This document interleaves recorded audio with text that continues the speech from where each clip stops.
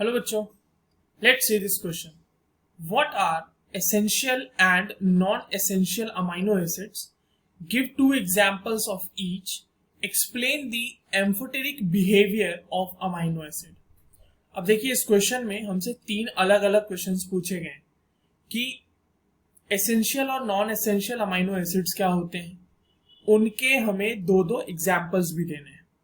और जो तीसरी चीज पूछी गई है वो ये है कि हमें अमाइनो एसिड का एम्फोटेरिक बिहेवियर एक्सप्लेन करना है. तो चलिए इसको एक एक करके सॉल्व करते हैं. और सबसे पहले ये देखते हैं कि इस क्वेश्चन को सॉल्व करने के लिए हमें कौन कौन सी चीजें पता होनी चाहिए, यानी कि इस क्वेश्चन के लिए कौन सा की कॉन्सेप्ट नीडेड है. अब एक चीज देखिए कि यहाँ पे इस क्वेश्चन को जो आंसर करना है उसमें जो जो चीजें पूछी गई हैं वो खुद में अपने आप में एक की कॉन्सेप्ट है. तो हम लोग एक एक करके इसको देखते हैं और साथ ही साथ इसका सॉल्यूशन भी हो जाएगा. तो अगर एसेंशियल अमाइनो एसिड्स की बात करते हैं, first we will talk about essential amino acids. ठीक है, तो अमाइनो एसिड्स एसेंशियल और नॉन एसेंशियल के टाइप्स में क्लासिफाई किए जाते हैं. तो अगर एसेंशियल अमाइनो एसिड की बात की जाए तो एसेंशियल अमाइनो एसिड्स वैसे अमाइनो एसिड्स होते हैं जो हमारी बॉडी में बन नहीं पाते, which can not be made up by our body, और उसे हमें अपने डाइट के थ्रू, जो हम खाना खाते हैं उसके थ्रू हमें सप्लाई करना पड़ता है अपनी बॉडी को. So those amino acids are called as essential amino acids. तो यहाँ पे अगर इसको लिख भी लिया जाए कि the amino acids which cannot be made by our bodies and must be supplied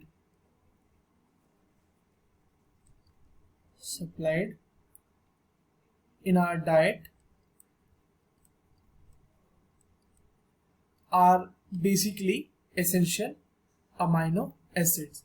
अगर इसके एग्जाम्पल की बात की जाए तो एसेंशियल अमाइनो एसिड के दो एग्जाम्पल हम लिखते हैं यहाँ पे.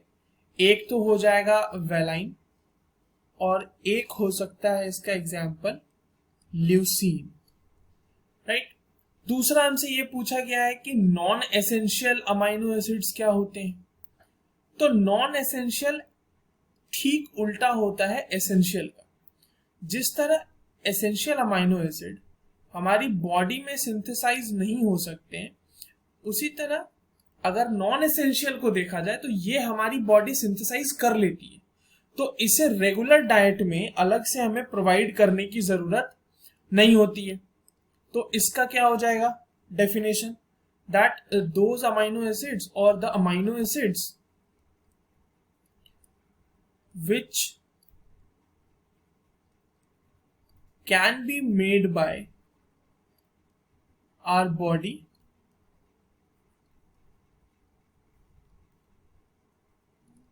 bodies and not required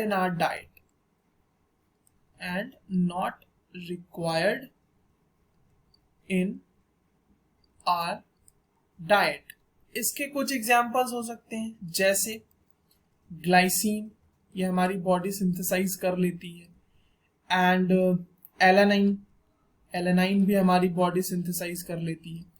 तो ये तो हो गया essential amino acid, non essential amino acid और उसके टाइप्स. अब जो एक क्वेश्चन और हमसे पूछा गया है कि हमें ये एक्सप्लेन करना है कि अमाइनो एसिड का एम्फोटेरिक बिहेवियर क्यों होता है. एम्फोटेरिक बिहेवियर को पहले समझते हैं थोड़ा सा. अगर एम्फोटेरिक बिहेवियर की बात की जाए तो एम्फोटेरिक बिहेवियर का मतलब ये होता है कि वो कंपाउंड या जो भी सब्सटेंस आपको दिया हुआ है वो एसिडिक नेचर भी शो करेगा और साथ ही साथ बेसिक नेचर भी शो करेगा. सो एम्फोटेरिक जो कंपाउंड्स होते हैं वो acidic and basic both behavior are shown by them. Both behavior shown by them.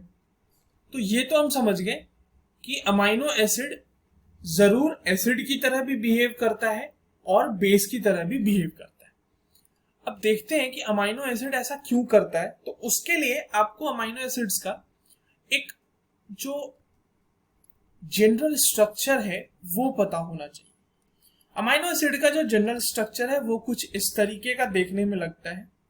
देखें, R C NH2 COOH और यहां पे एक, ये अमाइनो एसिड का जनरल स्ट्रक्चर है। अब इसमें